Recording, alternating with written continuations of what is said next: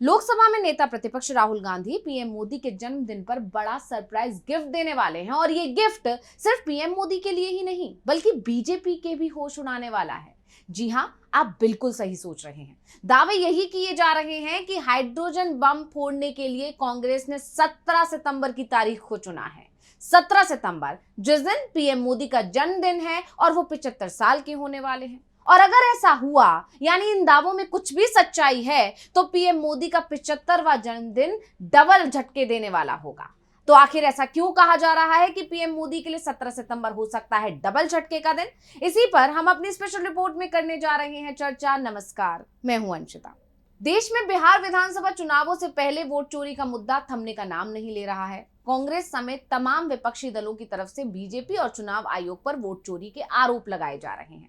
हालांकि चुनाव आयोग की तरफ से इन सभी आरोपों को सिरे से खारिज किया जा रहा है लगातार, लेकिन राहुल गांधी इस मुद्दे को हर जगह जोर शोर से उठा रहे हैं। पिछले दिनों उन्होंने बिहार में इस मुद्दे को उठाया और अब क्योंकि उत्तर प्रदेश में वोटर अधिकार यात्रा निकाली जा रही है, तो एक बार फिर उन्होंने हाइड्रोजन बम का जिक्र करके बीजेपी खेमे में खलबली मचा दी है। अब राहुल गांधी के हाइड्रोजन बम के ऐलान ने बीजेपी को इतना परेशान इसलिए कर दिया है क्योंकि 7 अगस्त को राहुल गांधी ने बाकायदा एक प्रेजेंटेशन देकर बीजेपी को और चुनाव आयोग को सवालों के कटघरे में खड़ा कर दिया था और उससे काफी बवाल भी मचा था। और अब इसी कड़ी में कांग्रेस नेता राहुल गांधी वोट चोरी के अपने आरोपों को लेकर एक बार फिर से हाइड्रोजन बम फोड़ने वाले हैं, जिसका उन्होंने पहले ही जिक्र किया था। पहले उन्होंने बिहार में समापन यात्रा के दौरान इसको लेकर बयान दिया और अब जब वोटर अधिकार यात्रा के बीच में 2 दिवसीय दौरे पर रायबरेली पहुंचे तो उन्होंने हाइड्रोजन बम की बात को फिर से दोहरा दिया है।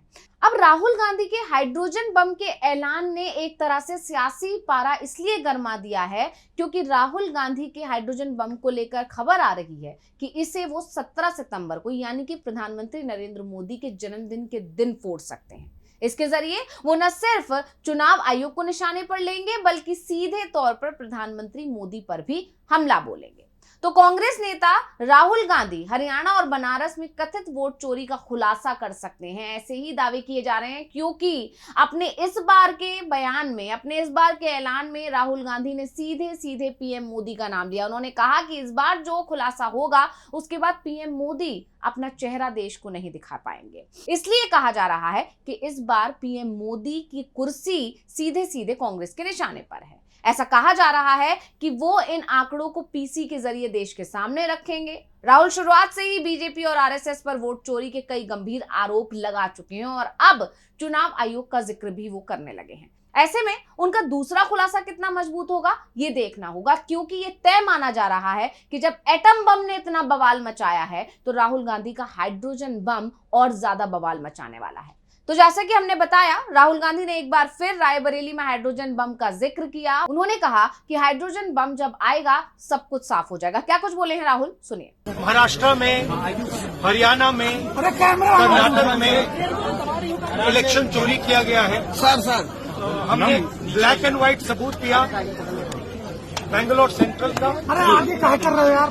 आने वाले समय में हम और डायनामिक एक्सप्लोसिव आपको सबूत देने वाले हैं। पूरे देश में नारा चल रहा है, वोट चोर, गद्दी चोर का नारा चल रहा है। बीजेपी आग ऐसे फैल रहा है क्योंकि सच्चाई है और हम आपको दिखाएंगे। हिंदुस्तान के युवा, आप अच्छी तरह सुनिए। सच्चाई है, वोट चोरी करके सरकारें बन रही हैं। हम गारंटी करके आपको प्रूफ देने वाले हैं। धन्यवाद। जो बीजेपी के लोग एजिटेट हो रहे हैं, मैं उनसे कहना चाहता हूं, आप एजिटेट नहीं होइए क्योंकि हाइड्रोजन बम जब आएगा सारा का सारा साफ हो जाएगा। अब जैसे ही 11 सितंबर को राहुल गांधी ने एक बार फिर हाइड्रोजन बम का जिक्र किया तो इसके बाद से ही चर्चा ने जोर पकड़ लिया कि क्या 17 सितंबर को राहुल गांधी ये खुलासा करने वाले हैं, क्योंकि 17 सितंबर पीएम मोदी का जन्मदिन है, जैसा कि हर कोई जानता है। और 75 की उम्र को लेकर कांग्रेस बीजेपी पर लगातार निशाना साध रही है। भारतीय जनता पार्टी में 75 की उम्र में रिटायर होने को लेकर पिछले कई सालों से चलन चला आ रहा है। पार्टी के इस नियम को देखते हुए कई नेताओं ने घर बैठना पसंद किया तो कई लोगों ने राजनीति से दूरी बना ली है और इसको लेकर अब कांग्रेस पीएम मोदी को निशाना बनाना चाहती है। क्योंकि पीएम 17 सितंबर को 75 साल के हो जाएंगे। कांग्रेस का आरोप है कि एमएम जोशी, आडवाणी और सबको रिटायर करने वाले मोदी के लिए अलग नियम क्यों है? क्या उन्हें सत्ता से इतना प्यार है? वहीं इस पूरे मामले को लेकर राहुल गांधी की टीम का कहना है कि बीजेपी वोट चोरी करके सत्ता में बने रहना चाहती है, वरना मोहन भागवत ने जो हाल में 75 साल पर बोला था उसको बदलवाने के लिए संघ की शरण में मोदी क्यों? संघी तो पलटी मारते ही हैं। भागवत ने अपने बयान के बाद पलटी मार दी है और कांग्रेस ने कहा कि ये मुद्दा हम छोड़ेंगे नहीं। दरअसल कांग्रेस ने इस मुद्दे को इसलिए और उठाया है क्योंकि ये देखा जा रहा है कि पीएम मोदी भी अपनी कुर्सी को लेकर डर में है। उनको लग रहा है कि बीजेपी के अंदर जिस तरह से असंतोष पनप रहा है उनके खिलाफ, जिस तरह से आरएसएस पीएम मोदी के नेतृत्व से नाराज है, उसके चलते उनकी कुर्सी जा सकती है। 75 साल में रिटायरमेंट का जो फॉर्मूला है वो पीएम मोदी पर भी लागू हो सकता है और यही वजह है कि वो लगातार मनाने की कोशिश कर रहे हैं संघ को, चाहे वो नागपुर अचानक पहुंच जाना हो या फिर 15 अगस्त को लाल किले की प्राचीर से आरएसएस की जमकर तारीफ करना हो और या फिर पीएम मोदी की तरफ से एक लंबा चौड़ा लेख लिखना हो जिसमें मोहन भागवत की जमकर तारीफ की गई है। ये सारी चीजें बताती हैं कि पीएम मोदी अब आरएसएस को साध रहे हैं, क्योंकि वो जानते हैं कि अगर आरएसएस खुश हो जाएगा तो आरएसएस की वजह से बीजेपी के अंदर पीएम मोदी के खिलाफ जो विरोध के सुर उठ रहे हैं उसे भी शांत करने में आसानी हो जाएगी। और कांग्रेस बीजेपी के अंदर बढ़ रहे असंतोष को भी समझ रही है, साथ ही आरएसएस और बीजेपी आलाकमान के बीच जो खटपट चल रही है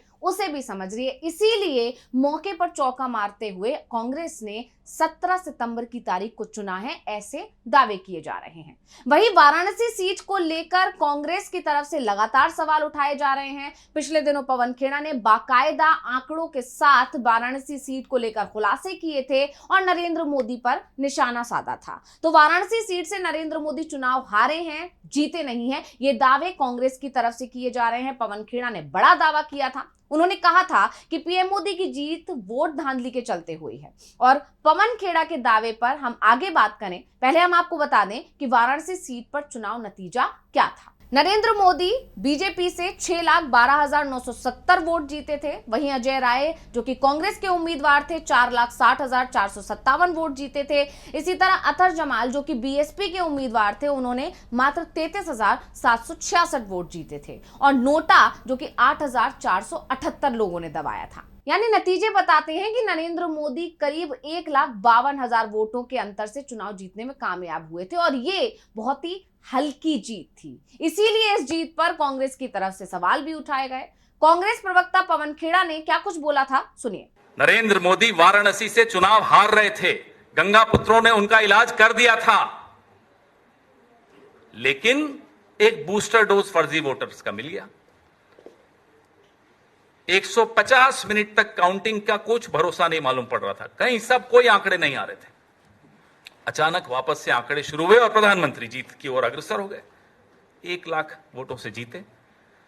अगर ये आंकड़े हमारे पास आ जाते हैं, इलेक्ट्रॉनिक वोटर लिस्ट हमारे पास आ जाती है वाराणसी की, ये साबित हो जाएगा कि प्रधानमंत्री भी गद्दी को चुरा कर बैठे हैं, चोरी की कुर्सी है। तो पहले राउंड की गिनती में प्रधानमंत्री नरेंद्र मोदी 6,223 वोटों से पीछे हो गए थे। यहां पर समाजवादी पार्टी और कांग्रेस के संयुक्त उम्मीदवार के तौर पर उतरे कांग्रेस प्रदेश अध्यक्ष अजय राय ने बढ़त बना ली थी। पहले राउंड के वोटों की गिनती के बाद अजय राय को 11,480 वोट मिले थे, वहीं नरेंद्र मोदी को सिर्फ 5,257 वोट मिले।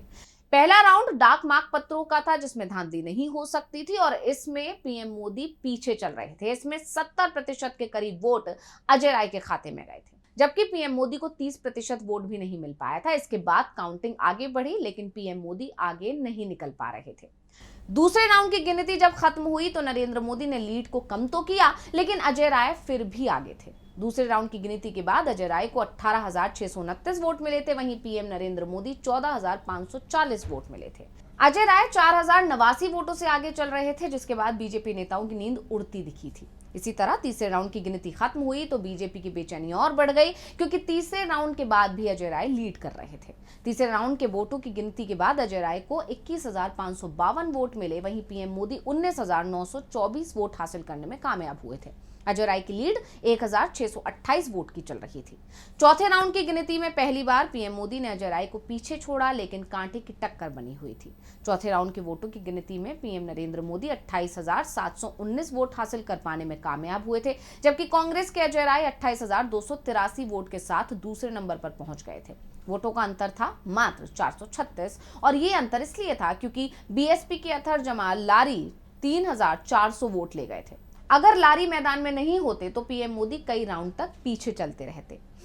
पांचवें राउंड की गिनती के बाद पीएम मोदी की बढ़त 619 वोट की हो पाई थी। उन्हें 36,424 वोट मिल चुके थे, तो कांग्रेस के अजय राय को 35,805 वोट मिले थे। बीएसपी के अतर जमाल लारी 5 राउंड के बाद 3,679 वोटों के साथ तीसरे स्थान पर थे। यानी काउंटिंग में लगातार देखा जा रहा था कि कांटे की टक्कर बनी हुई थी, लेकिन अचानक ही पीएम मोदी की लीड बढ़ती चली गई। पहले 2 घंटे में जहां नरेंद्र मोदी आगे पीछे हो रहे थे, वहीं तीसरे घंटे में 1 लाख वोटों के करीब की लीड हो गई। और इसी वजह से कांग्रेस की तरफ से लगातार सवाल उठाए जा रहे हैं कि क्या ये सब वोट चोरी के जरिए हुआ था। नरेंद्र मोदी वाराणसी सीट पर मुश्किल में फंसे हुए हैं, और इसीलिए जब से राहुल गांधी ने यह ऐलान किया है कि वो हाइड्रोजन बम फोड़ने वाले हैं, और इसीलिए राहुल गांधी ने जब से ऐलान किया है कि वो इस बार हाइड्रोजन बम फोड़ेंगे और इस बार जो खुलासा करेंगे उसके बाद पीएम मोदी अपना चेहरा किसी को नहीं दिखा पाएंगे, ये तय माना जा रहा है कि इस बार वाराणसी सीट को लेकर राहुल गांधी कोई बड़ा खुलासा कर सकते हैं। इसलिए ये कहा जा रहा है कि राहुल गांधी पीएम मोदी के जन्मदिन के दिन बड़ा सरप्राइज देने वाले हैं। इसके अलावा जिस तरह से पार्टी के अंदर यानी बीजेपी के अंदर जो असंतोष पनप रहा है पीएम मोदी को लेकर, और जिस तरह से चर्चाओं ने जोर पकड़ लिया है कि 75 साल के होते ही पीएम मोदी को रिटायर हो जाना चाहिए या उनको कुर्सी से हटाने की कवायद तेज हो गई है, इसको देखते हुए ये कहा जा रहा है कि 17 सितंबर की तारीख या फिर उसके बाद आने वाला समय पीएम मोदी के लिए डबल झटके देने वाला हो सकता है। तो स्पेशल रिपोर्ट आपको कैसी लगी हमें कमेंट करके अपनी राय जरूर दीजिएगा। इसी के साथ मुझे दीजिए इजाजत। देखते रहिए डीवी लाइव। नमस्कार।